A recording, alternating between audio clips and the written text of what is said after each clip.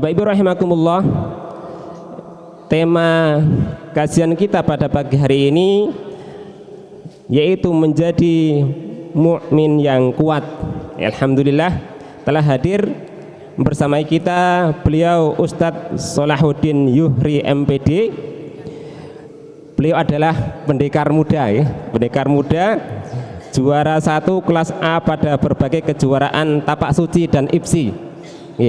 Alhamdulillah. Marilah kajian pada pagi hari ini kita awali dengan membaca basmalah. Bismillahirrahmanirrahim. Kepada Ustadz kami persilahkan. Assalamualaikum warahmatullahi wabarakatuh. Ibu bapak yang dirahmati oleh Allah Subhanahu wa taala, syukur alhamdulillah atas segala limpahan nikmat karunia Allah dan salawat kepada baginda Rasul Nabi Muhammad sallallahu alaihi wasallam. Yang kami hormati sesepuh bini sepuh, terkhusus guru kami, ustadz kami. Saya ini santri Bu. Lah kebetulan ustadz kami, kiai kami itu namanya Kiai Syakir Jamaluddin. Jadi biasanya kalau santri itu salah biasa, ya, salah biasa. Jadi nanti kalau ada yang keliru, maklum masih muda terus santri, ya. Dan yang perlu nanti di cross check ustadznya. Jadi nanti segala yang kami sampaikan kalau baik itu karena jariah ustadz-ustadz kami, tetapi kalau yang buruk ya itu namanya kekhilafan kami. Ibu bapak yang dirahmati oleh Allah, sehat sedanten? Keraos asrep mboten? Kerasa dingin nggih? Oke. Gini Ibu, saya awali dengan sebuah kalimat. Abul Ma'arli Syukri Al-Alusi, beliau menegaskan gini, wala khairu fiman aqahul hurru wal burdu kaifa tuktasabu sifatil jaddi. Bagaimana mungkin kita yang kumpul di kopi ngaji ini bisa memperoleh kejayaan, kebahagiaan dan kesuksesan dalam kehidupan kalau kemudian kondisi dingin yang menusuk dalam tulang, kondisi panas yang kemudian menyengat yang menjadikan kulit kita gosong, itu menjadi alasan. Kalau kondisi dingin pagi, siang, malam masih menjadi alasan, kaifa tuktasabu sifatil jaddi, maka bagaimana mungkin engkau memperoleh sifat kesungguhan, sedangkan sifat kesungguhan itu adalah kunci pertama dari kesuksesan. Maka jangan ngimpi kita sukses kalau masih dingin saja terus tidak berangkat, ya, aras-arasan. Tapi saya lihat ternyata saya juga telat juga ini. Berarti ini ibu bapak ini termasuk orang-orang pemenang. Amin ya? Amin. Ibu bapak, yang pertama saya mohon maaf, saya ini tinggal di Jogja cukup lama, tapi asli saya itu asli Jawa Timur.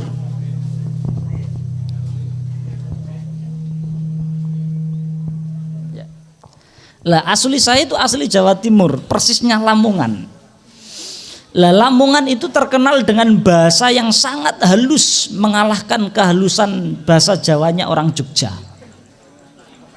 Jadi mohon maaf kalau nanti saya paksakan dengan bahasa Lamongan, nanti khawatir jenengan kesaing, ya. Jadi mohon maaf tidak saya paksakan dengan bahasa Jawa, karena khawatir nanti Jawanya panjenengan hilang nanti. Begitu nggih? Jadi terpaksa harus saya oplos di sini. Di samping saya khawatir nanti salah. Ibu bapak yang dirahmati oleh Allah, berbicara kekuatan, mohon izin Ustadz, berbicara kekuatan itu tidak hanya melulu berbicara mengenai besar badannya. Saya kira ini kontradiktif. Ustadz Syakir ngundang saya ini. Orang kuat itu ya terkenal dengan keker, badannya besar berisi gitu. Lah ini kecil, kurus, ramah yakinkan. Jenengan yakin mboten? Mboten. Kalau enggak ya enggak apa-apa, saya tak pulang. Ibu bapak yang dirahmati oleh Allah, Nabi itu menegaskan gini, sebagaimana yang kemudian sudah disampaikan para ustadz-ustadz kita, al mu'minu qawiyyun khairum minal mu'mini dhaifun. Khairun wa ahabbu ilallah minal mu'mini dhaif. Orang yang mukmin, yang kuat itu lebih dicintai oleh Allah daripada mukmin yang lemah. Pertanyaannya, kuat yang seperti apa? Ya. Kuat imannya, oke. Kuat apa malah ibu? Ekonominya oke. Kuat apa lagi? Jiwanya oke. Napa malih? Akhlaknya dan sebagainya. Singkat cerita, minimal kekuatan itu dikemas pada 3 atau 4 hal. Yang pertama, kuat agamanya. Yang kedua, mempunyai kekuatan fikirnya, ilmunya, rasionalitasnya. Yang ketiga, mempunyai kekuatan finansialnya. Jadi ada agamanya, ada kemudian fikirnya, finansialnya. Yang keempat, kuat fisiknya. Lah dari keempat ini seringkali orang itu hanya menilai kuat itu fisiknya. Padahal kalau kekuatan fisik, pangapunten saestu. Ibu, pangapunten. Kira-kira kalau jenengan kita Bapak serudukan kalian sapi menang pundi? Menang pundi Pak? Ya menang sapi. Lah sapi itu nggak perlu nge-gym, nggak perlu latihan bela diri seperti pendekar kita ini, pendekar Syakir ini. Nggak perlu latihan, kuat sapi itu. Saya itu kebetulan bukan pendekar Pak ya. Saya dianugerahi oleh Allah, saya punya kuda Ibu. Ya, saya itu punya kuda 3 kebetulan. Salah satu karyawan saya itu terus dipengkal, semerap dipengkal kuda. Saat dipengkal, padahal setiap hari latihan, geledak Pak. Masuk rumah sakit di opnam 4 hari. Akhirnya saya kepikiran, waduh ini harus tombok saya ini. Artinya apa? Kuda ya, yang tidak perlu pakai seragam, yang tidak perlu ikut kejuaraan seperti yang MC menyebutkan tadi, ya, tetap tendangannya lebih ampuh. Ya. Karena apa? Imam Ghazali menegaskan gini, wa in uwidal khaira wa ullimaha nasya'a alaihi sa'idun fid dunya wal akhirah. Wa in uwida syarru wa uhmila ihmalal bahaim halaka wa syaqiyun. Kalau engkau mendidik, membiasakan anak lingkungan keluarga kita dengan berlatih sesuatu yang baik, nanti jadinya baik, tumbuh dalam kebaikan. Tetapi sebaliknya, seringkali orang tua pengen menjadikan anaknya kuat itu kadang-kadang seperti mendidik seekor hewan. Dikasih makan, cukup. Pangapunten Ibu. Pengen punya sapi yang gemuk 2 ton beratnya tapi bodoh, atau sapi yang kurus banget tapi pinter, pilih pundi?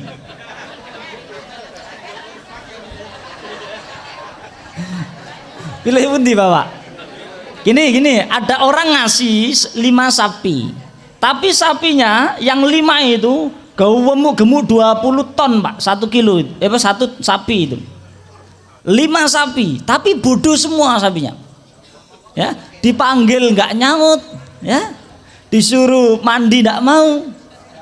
Tapi ada sapi yang kurus banget terus pinter. Kira-kira pilih mana? Yang bodoh apa yang pinter? Nah, ini sudah terbelah ini Pak, barisan kita terbelah ini. Karena urusan sapi saja sudah geger. Padahal siapa yang mau ngasih jenengan sapi nih Gus Sinten? Pun, Ibu Bapak yang dirahmati oleh Allah, kembali kami sampaikan, sepinter-pinternya sapi tidak bakal menjadi kepala RT, tidak bakal menjadi kepala desa, tidak bakal menjadi presiden, menteri dan sebagainya. Artinya apa? Batasan hewan itu ada batasnya. Dan batasan manusia itu berbeda dengan hewan. Maka Imam Ghazali mengatakan jangan sekedar dikasih makan anak itu. Kalau sekedar kasih makan, hewan pun makan. Dan mohon maaf, hewan itu tidak ada yang busung lapar Pak. Manusia yang berakal seringkali busung lapar dan saling tikung satu dengan yang lainnya. Artinya ada kesalahan di sini. Kekuatan fisik kita nggak bisa dibandingkan dengan kekuatan fisik hewan. Maka kalau hanya berburu kekuatan fisik, maka itu adalah tingkat yang paling rendah. Kapok ora kowe. Bisa dipahami, Bu? Lah, kekuatan fisik yang tampak yang muncul itu lahir tidak hanya sebatas kita melatih. Kita melatih penting secara fisik. Kenapa? Karena kemudian orang mukmin yang kuat secara fisik itu memang lebih bagus. Sayyidina Umar ibnu Khattab dengan kekuatannya mampu memperluas cakrawala, mampu memperluas imperium Islam, ya, mampu memperluas wilayah Islam. Begitu pula kita dengan kekuatan pun sama, harapannya gitu, mampu melindungi istri, suami, anak, melindungi keluarga dan sebagainya. Pangapunten. Ada seorang suami istri, istrinya diganggu, Bu. Terus suaminya diem saja. Ustadz, enggak berani ya Ustadz. Kalau ada laki-laki seperti itu tak kaplok tenan, Bu. Semerap dikaplok, Bu, nggih. Oh, istrinya dilecehkan kok enggak berani Ustadz. Urusan di belakang nanti kalah menang itu, Pak. Tapi nyali harus muncul dulu. Lah, nyali itu ditentukan bukan karena besar dan kecilnya badan seseorang. Bapak Ibu tahu Jet Li? Kecil napa ageng? Tahu Jackie Chan besar napa kecil? Tahu Bari Irsyad pendiri Tapak Suci kecil napa besar? Kecil orangnya. Nah, ini yang nyuguhkan juga kecil-kecil ini. Lah, ini menunjukkan apa? Memang Ustadz Syakir ini berbicara kaderisasi agar dari yang kecil tumbuh menjadi besar. Kopi, teh, roti, apalagi? Masya Allah. Ini suguhan pajangan atau memang disuguhkan, Bu? Kalau disuguhkan, dimakan, diminum nggak jadi pengajian. Saya lanjutkan. Ibu bapak yang dirahmati oleh Allah. Maka kekuatan fisik perlu disiapkan, iya, sepakat saya. Dan mayoritas para legenda-legenda silat itu kecil-kecil, Pak. Kenapa? Ada apa sebenarnya kok kecil-kecil nggak besar? Bruce Lee? Ya, kecil juga. Ternyata itu sudah sejalan dengan apa yang dimaktubkan dalam Quran. Ahasiban nasu ayyutraku ayyakulu amanna wa hum la yuftanun. Janganlah engkau mengira engkau yang beriman itu enggak diuji. Artinya sebanyak orang itu mendapatkan ujian, maka orang itu menjadi kuat. Maka saat panjenengan kita berdoa, ya Allah berikan kekuatan saya, bukan kemudian badannya digedekan, Bu, enggak, Bu. Tetapi Allah mengirimkan ujian demi ujian sehingga ia menjadi kuat. Maka yang sering kena ujian rata-rata, yang sering kena bully itu anak kecil atau anak besar? Anak-anak atau kemudian bapak-bapak? Anak-anak. Maka yang sering dibully itu biasanya yang kecil. Saya itu setiap ngelatih, baik kemudian di dalam negeri maupun di luar negeri, sering saat kemudian adu tanding, saat suruh milih, ayo milih kamu, milih pelatih mana? Tanding mesti saya yang ditunjuk. Kenapa? Karena yang paling kecil. Dianggap wah ini kecil gampang ya. Coba wae. Termasuk pangapunten, saya punya murid namanya Selahsan. Selahsan kemarin ikut kejuaraan dunia membawa 14 santri dari Aljazair. Kebetulan asli sana. Badannya gede dan dia pelatih silat Fovinem. Fovinem itu dari Vietnam.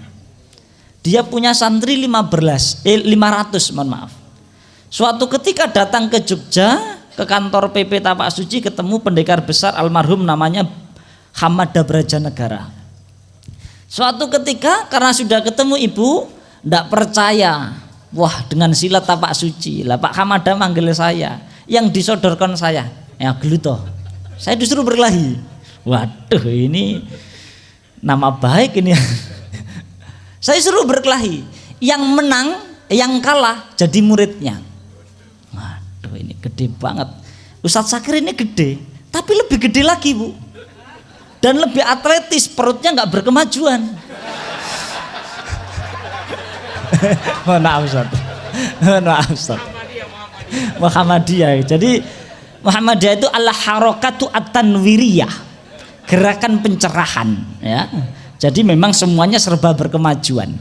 Anak saya itu namanya, mohon maaf ibu-ibu, saya sudah punya anak nggih. Jadi pangapunten kalau yang banyak kecewa nggih. Anak saya yang kedua itu namanya Munawwir. Munawwir itu orang yang memberikan pencerahan. Asal kata akarnya ya memang dari harokatut tanwiriyah Ustaz ya. Ketika kemudian saya tanding, akhirnya Masya Allah ini gimana ini? Lah kebetulan karena dulu pernah dilatih Ustadz Sakir ya, karena kita kecil gini jadi agak lincah. Lah kebetulan saya latihan totok juga Ustadz. Jadi bagaimana tanding singkat harus selesai. Singkat cerita pingsan selesai. Terus lehernya saya injak dengan kaki saya. Terus surah. Tapi bahasa Arab ya. Saya injak, gimana? Singkat cerita terus kemudian berdamai, terus mau jadi murid saya, 500 muridnya melebur jadi tapak suci. Sekarang di Aljazair sudah 2000 sekian, dan ini kemarin kejuaraan ketiga kejuaraan dunia yang ia ikuti. Di Solo, di Bali, ya. Terus kemudian kemarin di Malang saat Ustadz Sakir dikukuhkan menjadi pendekar besar yang betul-betul besar badannya. Jadi Ustadz Sakir ini pembesar, saya ini pengurus Pak ya. Besar karena besar badannya, saya pengurus karena kurus badannya. Begitu nggih? Ibu bapak yang dirahmati oleh Allah. Nah, kita masuk lagi kembali pada pembahasan kita. Maka kuatkan jasad kita, fisik kita oke. Tetapi jangan kemudian bertumpu pada fisik. Orang yang hebat itu tidak bertumpu pada fisik, tetapi mempunyai kekuatan yang utama, itu kekuatan yang melahirkan kekuatan seluruhnya, yaitu kekuatan tauhid atau iman atau agama. Maka ibu bapak di Palestina, saudara-saudara kita itu tidak pernah latihan silat, tapi kendelnya bukan main, beraninya bukan main, karena ketauhidannya selesai. Lah di antara buah dari ketauhidan, kalau kemudian kita menengok dari penjelasan para ulama, ketika orang bersaksi asyhadu akan mempunyai 3 makna. Makna yang pertama adalah musyahadah. Yang kedua maknanya adalah syahadah. Yang ketiga bermakna halaf. Musyahadah itu menyaksikan atas keagungan dan kekuasaan Allah. Contoh sederhana gini. Kita lihat kemudian padi pantun ini yang masih hijau ini, yang belum panen ini ya, dilihat kan enak di mata. Pertanyaannya ibu-ibu, dari sekian padi yang disemai ini kemudian tumbuh menjadi hijau, siapa yang kemudian merawat menumbuhkan? Apa jenengan? Apa kita? Enggak. Allah yang menumbuhkan prosesnya. Bahkan pagi, siang berganti malam, dingin panas, kita bisa mendengar dengan pendengaran takaran yang pas. Bayangkan kalau kita pendengaran kita tajam sekali Pak, 5 kilo di sana masih terdengar. Anda nyaman enggak tidurnya Pak? Apalagi pendengaran kita mampu seperti pendengaran para hewan yang mampu mendengarkan siksa kubur. Stres mboten kita? Stres. Maka takaran yang cukup diberikan oleh Allah ini sebagai kesadaran dengan cara penglihatan kita yang disebut dengan musyahadah. Saya kasih contoh musyahadah yang gampang gini. Bapak ibu tangan kanannya diangkat semua, tempelkan di atas tangan kiri, digaruk sampai lecet. Loh, dora gelem loh. Sekarang saya rubah pertanyaannya. Saat ibu bapak digigit nyamuk, guatel sekali, terus digaruk, enak banget napa mboten? Enak napa mboten? Enak. Pertanyaannya gini sekarang, bayangkan kalau Allah mencabut nikmat kulit kita sehingga tidak bisa merasa. Nyamuk satu RT, satu kampung menggigit kita bareng-bareng, terus kita nggak merasa, apa yang terjadi? Mati Bu. Karena nikmat kulit yang bisa merasa ini, kita bersyukur, itu musyahadah. Dinaikkan lagi kelasnya. Saat kita menggaruk kulit kita gatel enak sekali, saat tidak gatel digaruk kok enggak enak, berarti saat Anda merasakan kenikmatan itu ketika Anda mendapatkan ujian. Semakin Allah menguji panjenengan, semakin akan nikmat pada akhirnya. Jadi tidak usah khawatir dengan ujian. Maka Al-Halafi mengatakan lau tafakkarun nas min 'azamatillahi ta'ala lamma asau. Kalau orang itu gemar bermusyahadah, berpikir atas apa yang telah diciptakan oleh Allah, kulit, jantung, paru-paru, semuanya difikirkan, lama asau, mustahil bagi kita mau bermaksiat. Wong kita mau maksiat saja masih pinjem tangan, mau bermaksiat itu pinjaman badan. Kan pinjaman Allah itu, besok ditanggung itu, besok ditanya, tanggung jawab dari tangan kita. Mau bermaksiat dengan kaki, kaki masih pinjaman. Ibu bapak pinjem mobil, terus mobil nyerempet, Anda tanggung jawab mboten? Tanggung jawab mboten? Tanggung jawab kita. Besok pun sama di yaumul hisab yang disebut dengan yaumut taghabun, di mana semua kesalahan sekecil apapun diungkap oleh Allah dan diminta untuk mempertanggungjawabkannya. Maka kekuatan iman ini yang pertama harus selesai, diantaranya dengan penjelasan yang disebut dengan musyahadah. Lah kalau sudah musyahadah akhirnya bisa cerita. Orang itu kalau sudah menyaksikan terus bisa cerita. Syahadah itu cerita, menyampaikan, oh iya memang gak ada yang lebih kuat dari Allah, memang gak ada yang lebih hebat dari Allah. Allah itu yang menciptakan langit, bumi, alam segalanya. Sehingga ada pengakuan yang disebut dengan apa? Mengakui Allah itu sebagai Malik. Maka muncul tauhid mulkiyah. Setelah mengakui Allah sebagai raja, kira-kira ibu di depan raja dingkluk-dingkluk atau gimana ibu? Di depan raja kan kita dingkluk-dingkluk. Pertanyaannya, di depan Allah kita bagaimana? Di depan Allah, Allah nggak butuh makanan dari kita. Allah nggak butuh kemudian kita hormat nyuwun sewu, pekewo, derek langkung, ya dan sebagainya. Nggak butuh Allah itu. Tapi kemudian pembuktian daripada penghormatan kita kepada Allah itu dengan ubudiyah. Maka setelah kalimat asyhadu ada halaf, yaitu perjanjian. Maka alla ilaha illallah. Dengan kalimat inilah kemudian kekuatan itu muncul. Maka keimanan itu yang kemudian akan mendorong semua jenis kekuatan. Anda latihan nggak latihan, kalau punya kalimat ketauhidan, ya, ketika agama dipermainkan, naik pak, nggak urusan belakang. Kenapa? Karena kita punya kekuatan dari sumber kekuatan yang utama, yaitu Allah. Ibu bapak yang dirahmati oleh Allah Subhanahu Wa Taala, gini, ibu ada yang suka buat status? Bapak, oke, ini dicatat sebagai status. Gini, ini dicatat sebagai status. Oh, bentar Ustaz. Nggih, monggo. Ini saya harus nurut dengan Ustadz saya, Ustadz Sakirin. Kalau nggak nurut saya bisa dipeting nanti. Gini, Ibu. Pun idza ra'aita nuyubal laitsi barizatan fala tadhunanna annal laitsa yatabassam. Ketika engkau melihat seekor singa menampakkan gigi taringnya, memunculkan gigi taringnya, maka jangan engkau mengira singa itu sedang senyum kepadamu. Artinya apa? Seringkali kita melihat, menilai kalau gigi tampak itu adalah senyuman, berarti itu kesalahan dalam penilaian. Seringkali kita menilai kekuatan hanya secara fisik. Nyatanya hari ini banyak orang yang badannya besar tapi rapuh secara mental, gak berani menghadapi kehidupan. Maka ibu bapak yang dirahmati oleh Allah, kekuatan tidak ditentukan dari besar dan kecilnya orang, tapi ditentukan daripada besar dan kuatnya kedalaman keimanan dan keberagamaannya. Siapa yang mempunyai kedalaman keimanan, maka ia akan berani dan siap menghadapi hidup. Karena sekarang banyak orang yang gak siap menghadapi hidup. Sedikit-sedikit siap mati. Urip ora siap kok mati siap.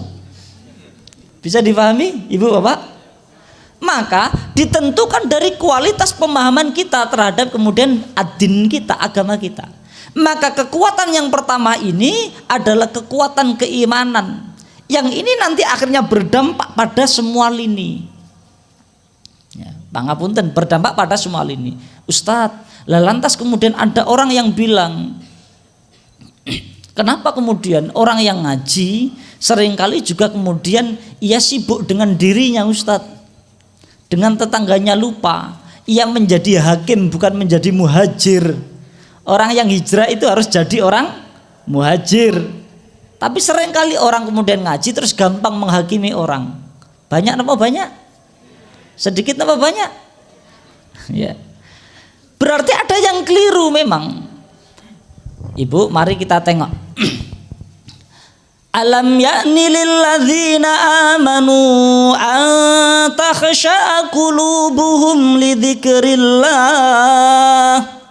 wa ma nazzala minal haqq wa la yakunu kalladzina utul kitaba min qabl fatala 'alaihimul amadu faqasat qulubuhum wa katsirun minhum fasiqun. Mohon maaf suaranya gatel banget ini. Ini tampaknya suruh ngopi ini. Boleh saya minum dulu? Sengaja saya minum teh. Ya. Ini ada kopi, ada teh. Ya, saya minum teh dulu nggih, Bu. Bismillahirrahmanirrahim. Ibu tahu rasanya teh bagaimana? Enak. Apalagi Bu? Manis. Napa Bapak? Seger. Panas kok seger Pak. Gini. Rasa teh. Rasanya seperti mengecup bibir sang kekasih. Wah, bingung toh jenengan? Wadah tafsirnya itu Pak. Gini, mari kita buka Al-Qur'an. A'anzaltumuhu minal muzni am nahnu minal munzilun. Air teh ini ada airnya mboten? Ada. Airnya ngambil dari mana ini? Sumur. Sumur airnya dari mana Ibu? Dari sumber mata air. Sumber mata air dari mana? Sungai bawah tanah. Jangan langsung dipotong. Itu ketok oleh pelajaran apa? Geografi biologinya lemah itu. Sumber mata air atau sungai bawah tanah. Sungai bawah tanah airnya dari mana Bapak Ibu? Dari gunung. Gunung airnya dari mana? Dari air hujan. Air hujan airnya dari mana? Dari laut yang menguap, dedaunan yang menguap, macam-macam. Pertanyaannya, proses hidrologi yang panjang tadi kebetulan apa mboten? Kebetulan apa mboten? Maka Allah mengatakan di dalam Al-Quran, a'anzaltumuhu minal muzni am nahnu minal munzilun. Kamu atau aku Allah yang menurunkan air ini? Jawabannya nggak usah dijawab, karena di situ ada kalimat a. Itu maksudnya istifham takrir, sebuah pernyataan yang tidak perlu jawaban karena sudah jelas dalam ayat itu yang menurunkan mesti Allah. Lah kalau yang menurunkan Allah, sedangkan ini nikmat pemberian Allah, apalagi selain bibir sang kekasih? Maka ini kenikmatan yang telah diberikan Allah. Begitulah cara orang iman memandang. Sehingga setiap nikmat yang diberikan itu sebagai pandangan dengan cara pandang musyahadah, sehingga muncul kekuatan, sehingga ia mampu mengeksekusi segalanya dengan mudah. Pun judek napa judek jenengan? Bingung napa bingung? Lah ini saya sampaikan kenapa? Karena orang banyak salah sangka seperti senyuman singa tadi. Singa itu tidak senyum Pak. Mengintai sama hari ini kita mengatakan merdeka. Apakah merdeka? Loh kok belum ini piye? Merdeka atau tidak? Jadi kemarin malam ada korban. Kiai Haji Ahmad Buya Hamka mengatakan kemerdekaan itu adalah engkau siap menjadi budak kebenaran. Maka standarnya kebenaran, bukan bebas melakukan apapun. Standarnya kebenaran, bukan bebas melakukan apapun. Hari ini negara mendapatkan pemasukan dari BUMN, badan usaha milik negara itu cuma 3%, 3%-an. Mendapatkan pemasukan dari minerba, ya, sumber alam yang ada yang dikelola itu cuma 7%. 80% sekian itu dari pajak. Itu kalau bahasa orang Lamongan itu maling namanya. Halus bahasanya. Ibu bapak yang dirahmati oleh Allah. Loh Ustadz kok ngomong gitu, ditangkap loh Ustadz. Bu, pengajian kita hari ini itu berbicara kekuatan. Salah satu dampak dari kekuatan yang pertama yang kami sampaikan tadi, di dalam ilmu akidah itu ada namanya dua. Setan itu menjatuhkan manusia dengan dua hal. Yang pertama tadlil, yang kedua takhwif. Saya boleh berdiri? Ndak mangke ketinggal ketok, wah ra kuat ngadeg wae ra kuat tok ya. Saya berdiri nggih Ibu? Gini. Kersane ketinggal yang di belakang. Di dalam ilmu akidah, setan itu ini sudah berdiri Ustaz. Ini Ustaz Sakir ngece nih. Tapi Ustadz saya enggak apa-apa ya. Kalau enggak Ustadz saya beda ceritanya. Saya sowan bawa gula nanti ya. Ibu bapak yang dirahmati oleh Allah. Gini. Sampai mana Ustadz tadi? Kenapa Bu? Ya setan pun. Gini. Setan itu menyesatkan manusia dengan dua cara. Yang pertama tadlil. Yang kedua takhwif. Tadlil itu cabangnya banyak sekali, ada 8 cabang. Tapi yang kedua puncaknya itu takhwif. Takhwif itu menjadikan orang itu takut menyampaikan kebenaran. Saya ulangi, menjadikan orang itu takut menyampaikan kebenaran. Sehingga menurut Sayyidina Ali, bukan karena kemaksiatan yang banyak, tapi orang yang banyak, yang pinter, yang tahu, yang baik, diem, bungkam. Lah di antara bentuk kekuatan itu berani menyampaikan dengan lantang apa yang benar. Ustadz, tampaknya Ustadz ini tidak pernah diciduk di sidang, Ustadz. Sering. Saya ulangi ya. Kebetulan saya dulu itu ketua PDPM kota. Terus sekarang saya di provinsi PWPM. Di Tapak Suci kebetulan saya pengurus Tapak Suci pusat. Kebetulan kalau di IJMI saya ketua bidang organisasi pemuda IJMI DIY Ustaz. Jadi kalau urusan dengan itu sering di sidang Polda Korem hanya berempat biasa saja. Selagi benar kita dulu diajarkan oleh Ustadz Sakir guru-guru kita sikat. Maka kata Ibnu Jauzi kun ma'allahi wala tubali. Tidak usah khawatir dengan omongan orang lain, ketika benar maju saja. Karena ujungnya mati-mati. Isma syi'ta fa innaka mayyitun wa ahbib man ahbabta fa innaka mufarikuhu wa amal ma syi'ta fa innaka majziyun bi. Hiduplah terserah, gayamu mau jadi apapun, bebas mau hidup seperti apa, tapi pasti 100% Anda akan mati. Artinya kalau mati ada pertanggungjawaban. Dan cintailah apapun yang ingin kau cintai, istri, suami, anak, harta, ya jabatan, pangkat, apapun silakan, tapi pasti engkau akan berpisah dengan apa yang engkau cintai. Wa'mal masyita fa innaka majziyun bi, maka berbuatlah dengan apa yang engkau upayakan, maka engkau akan mendapatkan dari apa yang engkau usahakan. Artinya apa Ibu, Bapak? Sama-sama kita nanti akan bertemu, berjumpa pada kepastian kematian, maka lebih baik berbuat dengan yang pasti. Maka Ibnu Jauzi mengatakan gini, inna masaqata ta'ata tadhhab wa yabqa thawabuha. Secapek apapun kita menjalankan ketaatan, Ibu, Bapak, tetap berakhir ketaatannya. Contoh pengajian, ini ketaatan ini. Nanti berakhir mboten? Berakhir pasti. Salat tarawih berakhir mboten? Berakhir, walaupun senajan saat salat tarawih jamaah protes mawon.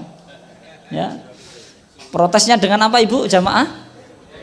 Dengan dehem, dengan batuk, dan pelanggaran. Ya. Semua akan berakhir. Wa yabqa thawabuha, dan yang tersisa cuma pahalanya. Wa innal ladzatal ma'asi, dan senikmat apapun kemaksiatan, apapun jenis kemaksiatan, tadhab berakhir juga, selesai. Wa yabqa iqabuha, dan yang tersisa cuma dosanya. Maka orang yang paling cerdas adalah memilih yang berujung pada pahala walaupun berat. Lah ini bagian daripada kekuatan mental, kekuatan keberagamaan, sehingga kita bisa bersikap. Dampak dari kekuatan keberagamaan ini nanti lantas kemudian bertransformasi menjadi kekuatan sosial, kekuatan kepekaan. Sebagaimana Kiai Haji Ahmad Dahlan mengatakan gini Bu, an-nasu kulluhum mauta illal ulama wal ulama mutahayyirun illal amilun wal amiluna ala wajalin illal mukhlasun.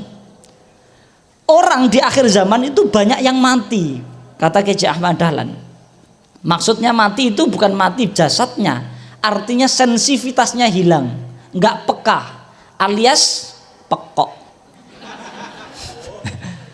Nggak peka, mentalnya nggak peka Pak, sehingga tetangganya lapar ya dibiarkan lapar, ada yang kemudian sakit ya dibiarkan sakit, ada yang kemudian menjerit dengan kebodohan dibiarkan bodoh. Sensitivitasnya nggak ada, mati kata Kiai Ahmad Dahlan. Ilal ulama, kecuali para ulama yang kemudian ia tahu, mempunyai keilmuan. Maka penting dalam kekuatan yang ketiga adalah kekuatan ilmu akal. Akhirnya literasinya diperbanyak, ngajinya diperkuat, soft di barisan ngaji, kopi ngaji ini harus diperbanyak. PR-nya satu ibu, setiap ibu bapak yang datang ke sini besok ngajak satu orang, insya Allah lebih banyak ini, dan insya Allah nanti diperluas, insya Allah semoga kebeli semua ini. Belum kebeli Ustaz, diamini Ustaz, ini penting ini, semoga kebeli, ke kanan 1 hektar, ke belakang 1 hektar, ke depan punya rumah orang ya. Gitu nggak Ustaz? Ya ibu ya sambil didoakan. Kadang-kadang kita ini juga ndak adil, pengennya enak tapi ustadz-ustadznya itu nggak didoakan. Kadang-kadang itu zalim kita ini ya, tugasnya ustadz loh, bukan tugasnya ustadz itu. Kasihan, khawatir saya Ustadz Sakir nanti kurus ya, saya khawatir. Amin, malah diamin ke pun. Saya lanjutkan ibu, maka kekuatan keberagamaan tadi akan kemudian bertransformasi menjadi kekuatan sosial yang kemudian dalam bahasa Al-Quran disebut afalam yasiru fil ard fatakunu lahum qulubi yaqiluna biha au adhanu yasma'una biha fa innaha la ta'mal absar walakin ta'mal qulubul lati fis sudur. Bukan karena mereka tidak punya pengalaman mereka. Bukan karena mereka nggak punya titelnya profesor doktor. Bukan nggak punya jabatan macam-macam jabatannya. Bukan nggak punya jaringannya banyak Pak. Bukan nggak punya kekuatan uang macam-macam, punya semua. Tetapi mereka nggak punya sensitivitas. Kenapa? Walakin ta'mal qulubul lati fis sudur, kata Allah. Karena iman yang ada di dalam hatinya itu yang buta. Sehingga kekuatan agama iman tadi itu menjadi penentu untuk munculnya kekuatan sosial, kekuatan finansial, dan kekuatan yang lainnya ya, termasuk kebenaran sebagaimana makna daripada kemerdekaan tadi. Sampai sini sakit difahami nggih Bu? Lah, oleh karenanya sering kami diberi nasihat oleh almarhum bapak kami ya. Saya itu sering sejak kecil dikasih nasihat oleh almarhum bapak kami gini, wujubu ma'rifatil khalqi bil haqqi walaysa ma'rifatil haqqi bil khalqi. Din, kalau manggil saya Zuhri kalau di Lamongan, tapi kalau di sini Solahuddin. Gus. Saya dinasihati bapak saya gini, wajib bagi kamu mengenal orang itu karena benernya, bukan mengenal kebenaran karena orangnya. Maksudnya apa? Walaupun dia tukang becak, kalau bener, benerkan, ikuti kalau bener. Walaupun pejabat, kalau kemudian ditambahi MK malah. Walaupun pejabat, kalau kemudian salah, ya salah ke. Bisa difahami Ibu sampai sini? Artinya kesetabilan agama ini menjadi kunci utama. Maka yang disebut kekuatan ini tadi, kekuatan iman tadi. Lah untuk menumbuhkan kekuatan iman itu tadi ziyadatun ilman bitta'ah, iman bertambah dengan ketaatan. Nggak bisa tiba-tiba kemudian saya pengen kuat Ustadz, nggak bisa. Harus ada prosesnya. Dan semua itu harus dikemas dengan kesungguhan. Maka para ulama menegaskan faqul lil murajji ma'alil umur bighairi ijtihadin rahautal muhalah. Katakan pada siapapun yang pengen sukses tanpa kesungguhan, Anda hanya berburu omong kosong. Artinya semua harus sungguh-sungguh, ada mujahadahnya. Contoh ibu-ibu, saya sedang haus, di sini ada air minum, terus saya batin saja, kira-kira hilang enggak dahaganya? Caranya biar hilang gimana? Minum. Apa cukup minum? Enggak. Bagi orang Islam yang punya kekuatan agama dan macam-macamnya tadi, maka ia akan menyambut minumnya tetapi dengan aturan tahapan yang benar. Contoh pertama, jalan ke tempatnya, duduk ya, dibuka karena masih agak panas, nggak boleh ditiup, diangkat, nggak boleh bersandar ya. Terus berdoa bismillahirrahmanirrahim. Terus diminum. Terus mengucap alhamdulillah. Terus mengucap bismillah. Alhamdulillah. Bismillah. Alhamdulillah. Artinya setiap tindakannya harus mencerminkan dari ajaran, karena tuntunannya 3 kali ya 3 kali. Oh, jelas sampai sini?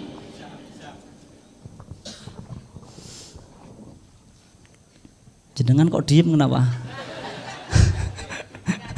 Pun nggih. Ibu, ini saya punya peci, Bu. Saya pakai pas. Pun nggih. Terus saya beli peci lain, ukurannya sama, mereknya beda, kekecilan segini. Yang diganti kepalanya apa pecinya? Kepalanya apa pecinya, Pak? Kepala nggih? Udah bilang kepala, pamit kula nih. Yang diganti pecinya. Dalam ilmu akidah ini yang disebut dengan al-haqiqah al-mutlaqah. Kepala ini al-haqiqah al-mutlaqah, sebuah hakikat yang nggak bisa ditawar.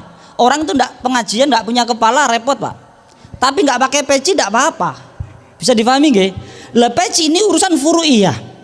Di dalam urusan keberagamaan, untuk menjadikan kekuatan kestabilan ilmu tadi, maka Al-Quran dan Sunnah itu menjadi al-haqiqah al-mutlaqah yang gak bisa ditawar. Clear sampai sini? Al-Quran dan Sunnah tadi menjadi al-haqiqah al-mutlaqah yang gak bisa ditawar. Seperti kepala ini tadi. Tetapi nanti cabang-cabang ilmu yang lain silahkan. Tetapi bagi Anda jurusan apapun, karena Anda muslim, maka Quran dan sunnahnya wajib dipegang. Karena sifatnya fardu ain, bukan tugasnya para ustadz. Anda di rumah pun harus ngaji, kita pun harus ngaji. Maka di dalam ayat yang kami baca tadi, bagaimana terjadinya kematian hati tadi? Kenapa? Karena fatala alaihimul amadu faqasat qulubuhum. Mereka itu nggak khusyuk, sholat, ngaji, tapi nggak paham, nggak membuat perubahan. Kenapa? Karena yang terjadi adalah pelan-pelan ia meninggalkan Qur'annya. Hari ini nggak baca, besok nggak baca, seminggu nggak baca, sebulan nggak baca, tenang-tenang saja. Nggak baca terjemahnya, bukan lupa, memang menyengaja. Terus akhirnya menjadi kenyamanan. Akhirnya kata Allah, fatala alaihimul amadu faqasat qulubuhum. Keras hatinya. Kalau sudah keras, mati. Kalau sudah mati, khatamallahu ala qulubihim wa ala sam'ihim wa ala absarihim ghishawatu wa lahum adzabun azim. Kalau sudah mati, telinganya tuli, nggak peka dia. Matanya buta, sensitivitasnya nggak ada. Jadi pejabat ataupun jadi siapapun, akhirnya sibuk dengan perutnya masing-masing. Maka nggak usah kaget. Banyak orang di akhir zaman itu, kata Nabi, wasairun nas kal aghnam. Manusia di akhir zaman seperti kambing. Kambing diajak ke sawah bunyinya mbek. Kambing diajak ke masjid bunyinya mbek. Kambing pakai jilbab hitam bunyinya mbek. Kambing pakai peci bunyinya mbek. Kambing pakai dasi bunyinya. Kambing pakai sarung bunyinya. Kambing pakai kacamata bunyinya. Namanya kambing, dimanapun didandani kayak apapun tetap bunyinya embek. Itu menunjukkan manusia di akhir zaman plin-plan, nggak punya pegangan. Diajak maksiat oke, diajak baik oke, karena nggak punya kekuatan tadi. Tapi kalau punya kekuatan agama tadi, ia punya sikap, harus kemudian condong berpihak kemana. Sampai sini sakit difahami, Ibu? Sakit paham mboten? Bisa difahami nggih? Lah, maka harus punya kestabilan. Jangan sampai seperti kambing tadi. Maka Nabi mengatakan kaifa yaisul ghanam indal asadi wa indal dhibi wa indal kalbi. Bagaimana mungkin kambing itu bisa hidup di tengah-tengah singa, di tengah-tengah serigala, di tengah-tengah anjing gila? Ya mati dia dibantai. Maka agar bisa hidup, cari tuan yang kuat, yang punya senapan, yang bisa melindungi. Allahus Samad, pelindungnya.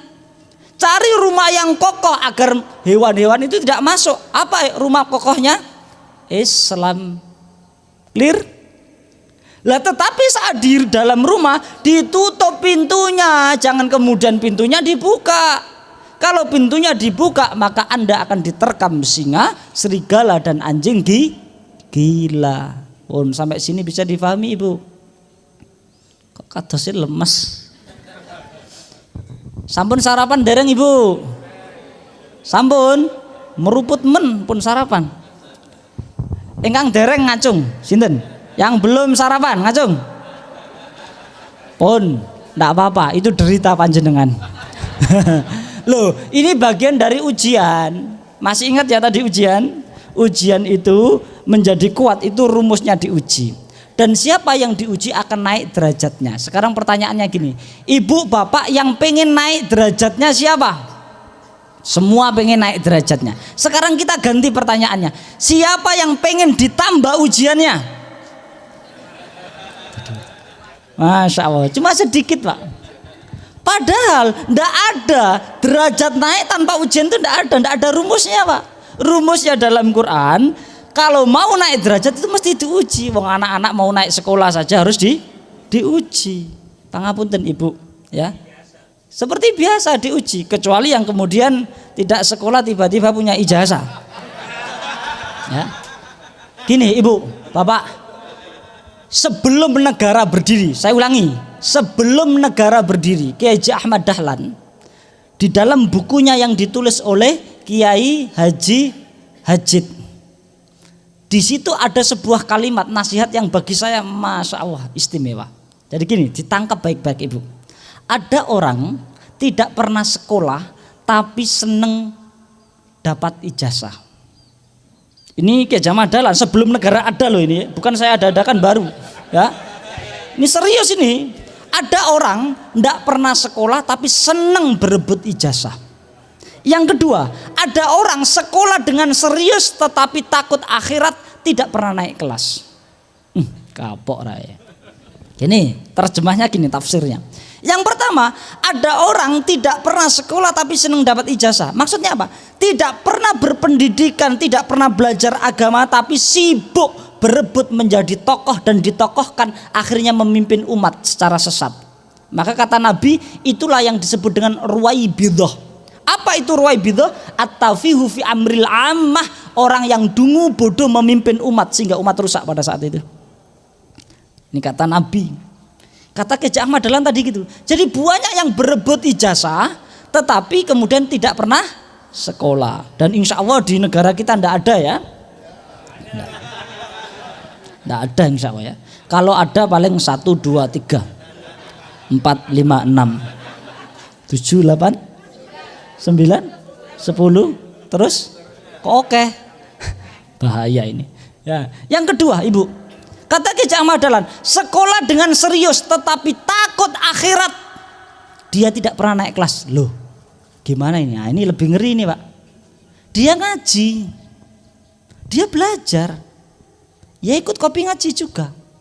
Tapi apa yang ia fahami dari ngaji hanya sebagai pemuas nafsu dirinya, tidak ada bukti dalam amalan kehidupannya. Oh ngeri enggak ini? Ketampar kita ini. Kalau yang tadi bagi orang yang nggak ngaji, sekarang bagi yang ngaji, kalau asik untuk memuaskan hanya nafsunya, kok nggak ada tindakan dari apa yang ia fahami, maka itu namanya tidak naik kelas. Maka di dalam hadis dikatakan gini, laisal imanu bitamanni. Iman itu nggak cuma dalam angan-angan dibayangkan, walakin nasodaqohul amal. Tetapi iman itu harus dibuktikan dengan amal yang benar. Berarti ada pembuktian, tidak hanya sebatas oh saya yakin, oh ngaji itu baik, terus cukup berhenti pada ngajinya. Kalau cukup berhenti pada ngaji tidak akan merubah tatanan. Masih ingat Ibu, kalau umat Islam itu fokus dengan ngajinya, fokus dengan ibadahnya saja, biarkan. Tapi kalau umat Islam sudah mulai dari dampak ngaji terus kemudian berpikir strategi ekonomi keumatan, harus waspada, harus diawasi. Tetapi kalau umat Islam sudah kompak berbicara terkait dengan jihad konstitusi, berbicara terkait dengan tata negara, bagaimana negara ini harus diatur, bagaimana politik ini harus baik, cabut sampai ke akar-akarnya. Maka biasanya orang-orang muslim yang terjun di dunia politik mesti akan direcok. Nggih napa nggih?